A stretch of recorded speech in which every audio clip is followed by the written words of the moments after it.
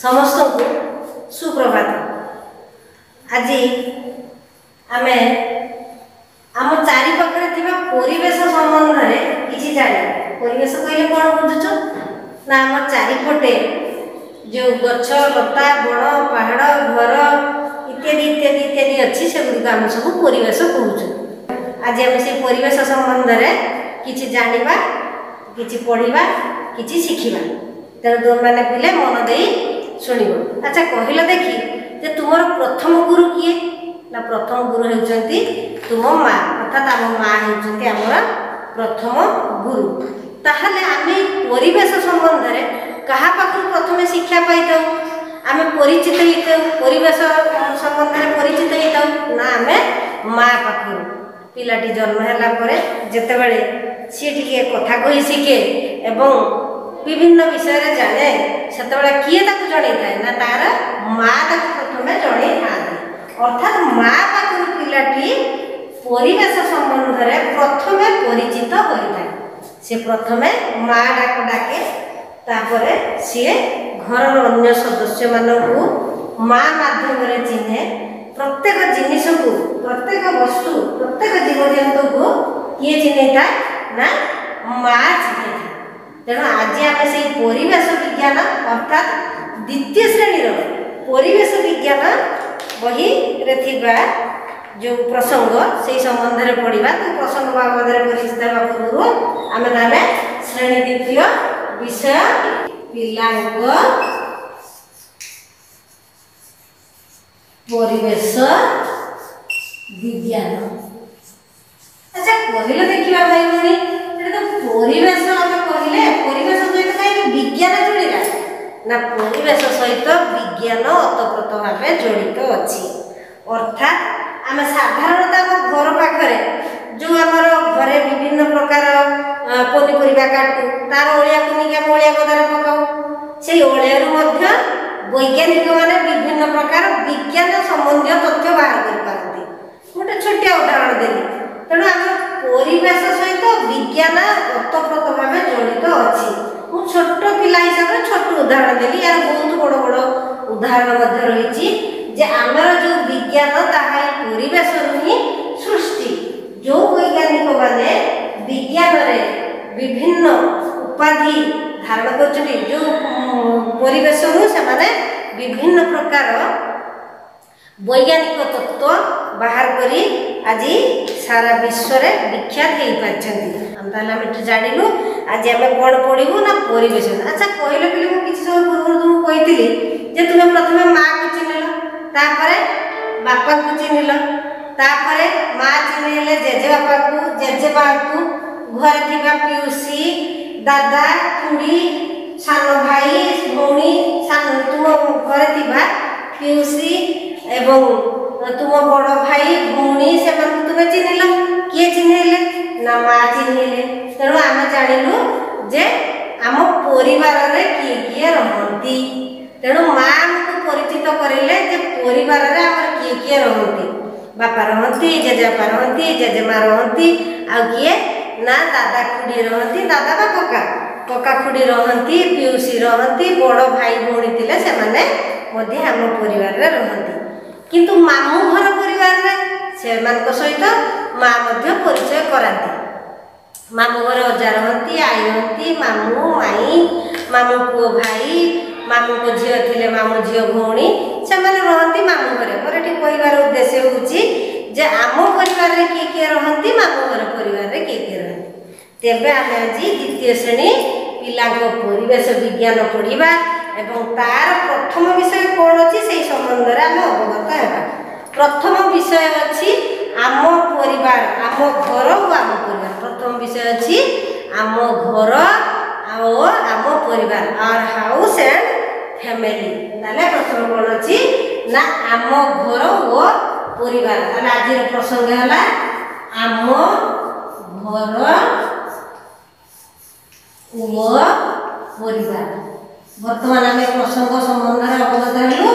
बर्तमान मुझे परिवार संबंध में तुमको किसी सूचना दे सारी। अच्छा कहल देखा घरे आम बास करू कौटी ना आम बास करू घरे। प्रत्येक मनीष प्रत्येक जीवजंतु तार गोटे बासस्थली थाए ठीक से भाई आमମାନଙ୍କର गोटे बासस्थली अच्छी आम घर होमर बासस्थली मुंड गुंजा अर्थात मनीष रही बासस्थली दरकार खावाई खाद्य दरकार पीवाई पानी दरकार पिंधापी वस्त्र दरकार ये सब आम कौट पाऊ ना आम परिवेश पाऊ आम परिवेश आमको सुरक्षा दे थाए केमिति ना आम बर्तमान जानलु जे आम घरे जो माने रहंती से माने हमर परिवार सदस्य वृंद किए किए सदस्य मु कहि साची बर्तमान आम घर अच्छा घरे कौ कौ कक्ष थाए सब आम घर को पशिलु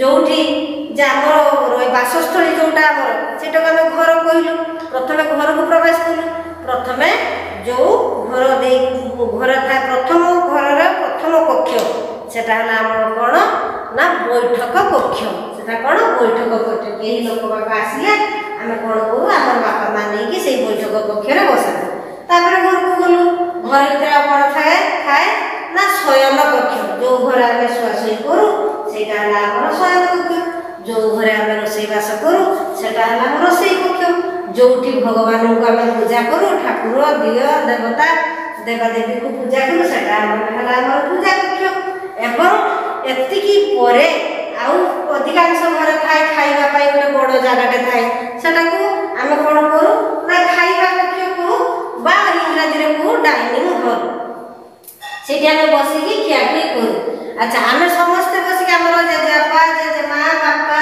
माँ से सब बैठक कक्ष बसिकी कथबार्ता करती गपसप करती जहाँ जहाँ घर दूरदर्शन अच्छी दूरदर्शन विभिन्न प्रकार कार्यक्रम सब देखती एवं सब वार्तालाप करती ताले एटा हला आम घर घर चारिपटे कौन कौन अच्छी आम तो घर भीतर को पशिलु यही सब घर घर भीतर यही कक्ष सब देखिलु घर पटे घर सम्मुख कौन अच्छी अगणा अच्छी घर सम्मुख प्रत्येक घर सम्मुख छोट बड़ अगणाटे थाए से अगणार कौन थाए ना अगणा पाखे गछ लगाई थाए फूल गछ लगाई थाए अन्य गछ थाए आम प्रत्येक दिन सकाळ माँ जेजेमा मैंने अगणा को झाड़ू लगाती झाड़ू लगे परिष्कार करती अच्छा एटा ताले घर सम्मुखटा अगणा घर पाखापाखि कौन थाए ओलिया गदा थाए आम तो ओलिया घर भीतर रखिबुनी घर भीतर जो ओलिया थाए ताकू नहीं आम ओलिया गदारे पकाऊ ताले घर पटे ओलिया गदा आउ कौन थाए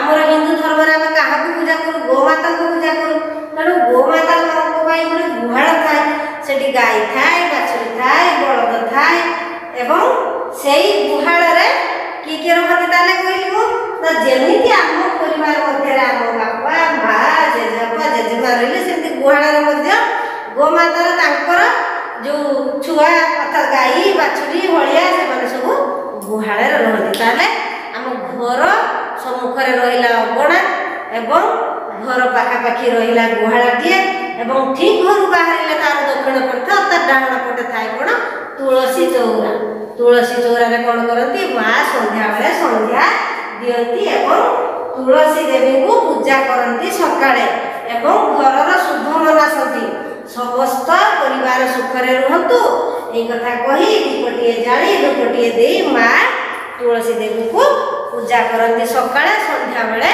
मध्य दीप जालिकी संध्या दियंती तुलसी चौरा मूले संजबती जाली किए सी ना माँ माँ ना खुड़ी ना जेजेमा जी हेले जाती साधारणतः माँ तुलसी चौरा मूले संजबती जाली ताले मु कहिली बर्तमान एटा हला आम घरर परिवेश आम घर सम्मुख अगणा एवं तार पछपट को डाण पट को बाबा पट को थी अलिया गदा गुहाल तुलसी चौरा एगुड़ाक है आम घर और आम घर पाखापाखि थी परिवेश ताले बर्तमान आम घर बाहर को आम घर अगणा गुहाल तुलसी चौरा बाद जितेबाला आम घर आम अगणा बाहर की आम दांड को जीवा ताले से गोटे ताटी थी गेट थी फाटक थी से बाहर के आम बाहर को गलु बाहर किए क्या देखिलु ना सड़क थी रास्ता थी माटी रास्ता थी से आम देखिलु आम पड़ोशी को देखिलु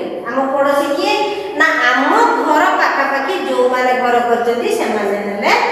कर पड़ोशी तेणु आम घर बाहर अगणा अगणार गलु सड़क रास्ता को अर्थात आम गाँ दांड गाँव देखिलु विभिन्न घर अच्छी से आम पड़ोशी ताले आम घर आम पड़ोशी आम घर पर आम देखिलु पड़ोशी पर आम कौन कलु ना आम गलु कौन ना गाँव बाहर की आम बर्तमान आम गाँव में केतोटी घर को लेकिन गाँ गठित बर्तमान गाँव आम जीवु सहर को तेणु आम आम गाँव बाहर आम गाँटा गोटे पंचायत अवस्थित निश्चित हो तेणु आम गाँ जो पंचायत अवस्थित से पंचायत मुख्य को सरपंच कह जाए एवं से सरपंच माननीय सरपंच को अध्यक्षतार से गाँव परिवेश बा गाँव सुरक्षा अध्यक्षतार चले आम बर्तमान गलु सहर गाँव सहर को गलु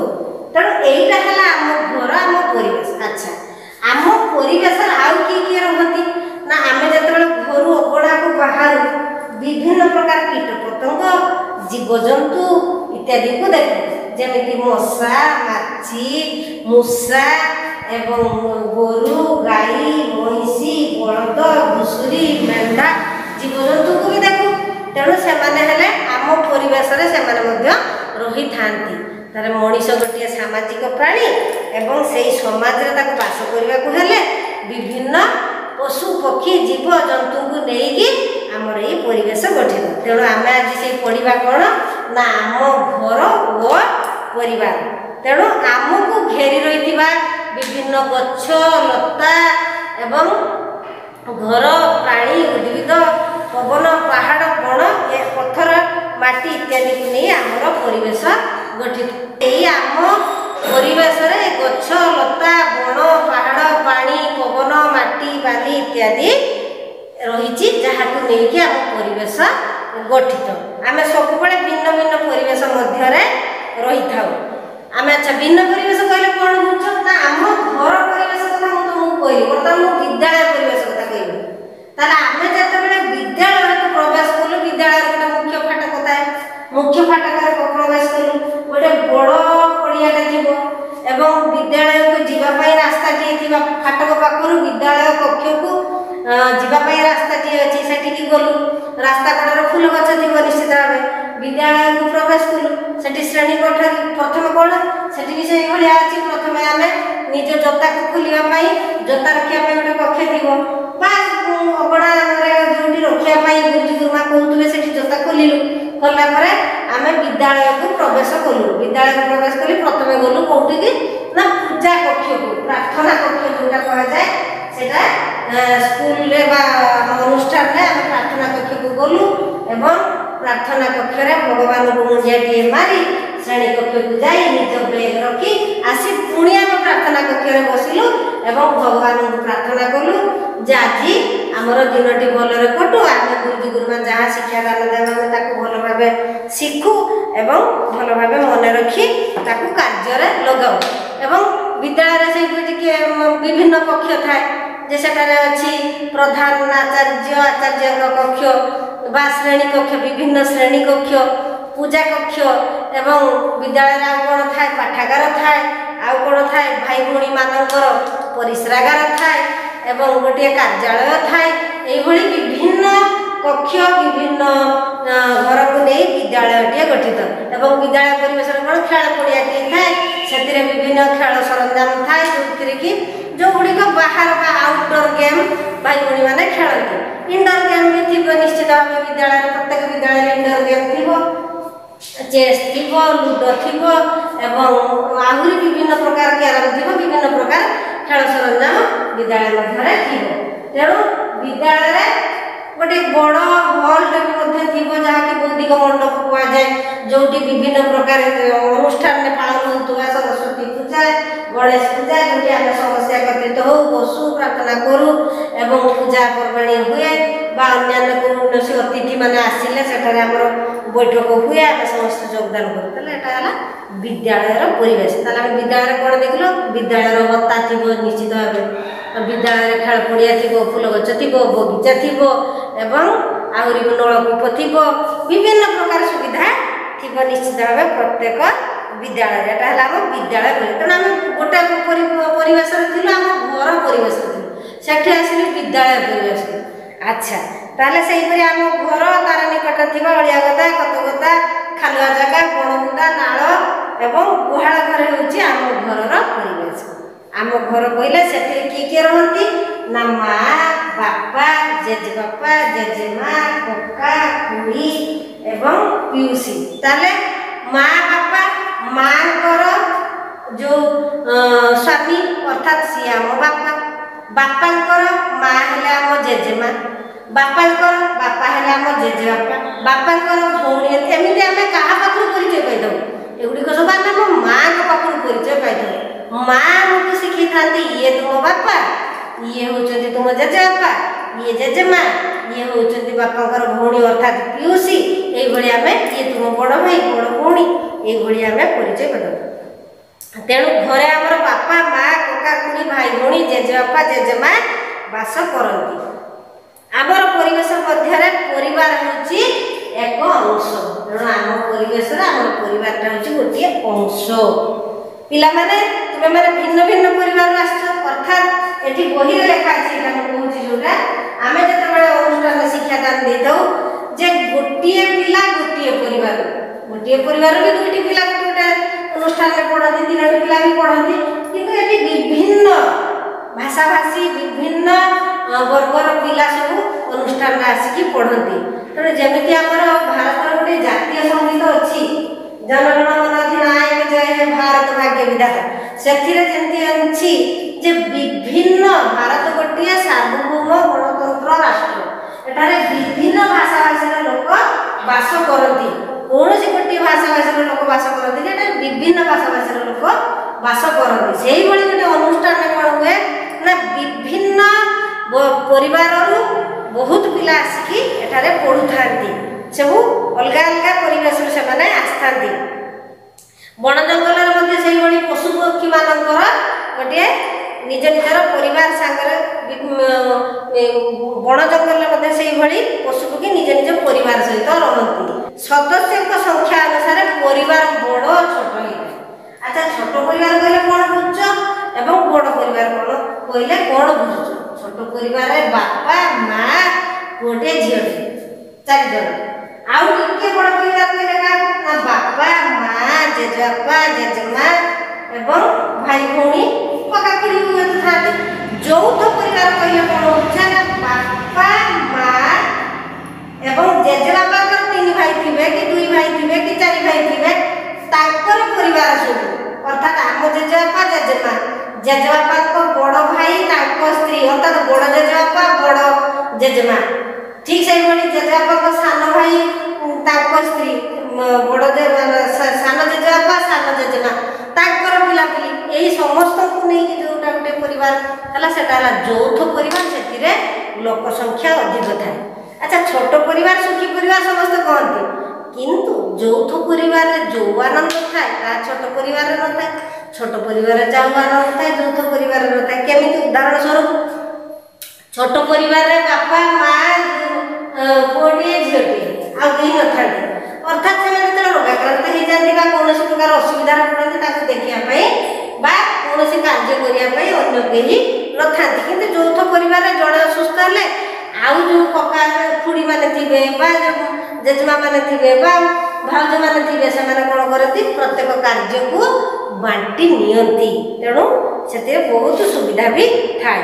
छोट परिवार बड़ परिवार और यौथ परिवार ए विषय तुम निश्चित भाव प्रथम श्रेणी पढ़ी जाच बापा किंबा जेजेबापा घर मुखिया अटंती प्रत्येक परिवार जमी जंगल मुखिया किए सिंह से आमर जो परिवार थाई परिवार जड़े मुखिया था जो मानकर जेजेबापा अच्छा से परिवार जो मानकर जेजेबापा अच्छा सी होती घर मुखिया जो मानकर जेजेबापा नहांती सी होती बापा जो मानकर जेजेबापा नहांती बापा होती घर मुखिया। तेणु प्रत्येक तुम अनुष्ठान को जीव अनुष्ठान में जी तुम प्रधान शिक्षक प्रधान आचार्य आचार्य थे सी अनुष्ठान मुखिया कौन सी कार्यालय को जीव सेठारे मुखिया पदवी जी थे सी सेठिकार मुखिया प्रत्येक जगार जड़े जड़े मुखिया ଥାନ୍ତି। ଠିକ୍ ସେହିଭଳି ବଣ ଜଙ୍ଗଲରେ ମଧ୍ୟ ପଶୁପକ୍ଷୀ ମାନଙ୍କର ଜଣେ ମୁଖିଆ ଥାନ୍ତି। ପରିବାରର ଉନ୍ନତି ପାଇଁ ପରିବାରର ସମସ୍ତ ସଦସ୍ୟ ଚେଷ୍ଟା କରନ୍ତି ଯେ ଆମ ପରିବାର କିଭଳି ଉନ୍ନତି ହେବ। ପରିବାରର ସମସ୍ତ ସଦସ୍ୟଙ୍କ ମଧ୍ୟରେ ସୁସମ୍ପର୍କ ଥାଏ। ତା ମଧ୍ୟରେ କେତେବେଳେ କେମିତି ଯେମିତି ଆମର ରୋଷେଇ ଘରେ 10ଟା ଥାଳି ଅଛି, ସେଟା ରଖିଲା ବେଳେ ନିଶ୍ଚିତ ଟିକେ ବାଜିବ। ତେଣୁ ଗୋଟେ ପରିବାରରେ କୌଣସି ପରିବାରରେ କୌଣସି କଥାରେ ଟିକେ ଯଦି ମନମାଳିନ୍ୟ ହୁଏ, ତେବେ ବି କିଛି ସମୟ ପରେ ପୁଣି ତାକୁ ଭୁଲିଯାଇ ପୁଣି ଏକ ହେଇ ସମସ୍ତେ ପରିବାରରେ ମିଳିମିଶି ଚଳନ୍ତି। ଏଇଟାକୁ ଆମର ସୁସମ୍ପର୍କ ବୋଲି କୁହାଯାଇଥାଏ। କେତେକ ପରିବାରକୁ ନେଇ ଗୋଷ୍ଠୀ, କେତେକ ପରିବାରକୁ ନେଇ ଗୋଷ୍ଠୀ, କେତେକ ଗୋଷ୍ଠୀକୁ ନେଇ ଗାଁ। ଆମେ ଧରନ୍ତୁ 10ଟା ପରିବାର ଆମେ ନେଲେ 10ଟା ପରିବାରକୁ ନେଇକି ଗୋଟେ ଗୋଷ୍ଠୀ। ତାହେଲେ ସେଇଭଳି କେତେକ ଗୋଷ୍ଠୀକୁ ନେଇକି ଗୋଟିଏ ଗାଁ, ଏବଂ ଗୋଟିଏ ଗାଁକୁ ନେଇକି ଗୋଟିଏ ଜିଲ୍ଲା, ଏବଂ କେତେ ଗୋଟିଏ ଜିଲ୍ଲାକୁ ନେଇକି ଗୋଟିଏ ରାଜ୍ୟ। ବୁଝିପାରିଲ ଛୁଆ? ତାହେଲେ ମୁଁ ପ୍ରଥମେ କହିଥିଲି ଆମ ଘରୁ ବାହାରିଲେ ଆମ ପଡ଼ୋଶୀ, ଅର୍ଥାତ୍ ତାପରେ ଆମେ ପଡ଼ୋଶୀ ପାଖକୁ ପଡ଼ୋଶୀକୁ ଗଲେ ଆମ ଗାଁ, ଗାଁରୁ ଆମର ପଞ୍ଚାୟତ, ପଞ୍ଚାୟତରୁ ଆମର ଜିଲ୍ଲା, ଆମର ଯେଉଁ କେତେ ଗୁଡ଼ିଏ ଗାଁକୁ ନେଇ ଯେଉଁ ଗୋଟିଏ ପଞ୍ଚାୟତ ହେଲା, ତାପରେ ଆମେ ଗଲୁ ଆମ ଜିଲ୍ଲା, ଜିଲ୍ଲା ପରେ କେତେ ଗୁଡ଼ିଏ ଜିଲ୍ଲାକୁ ନେଇକି ହେଲା ଗୋଟିଏ ରାଜ୍ୟ।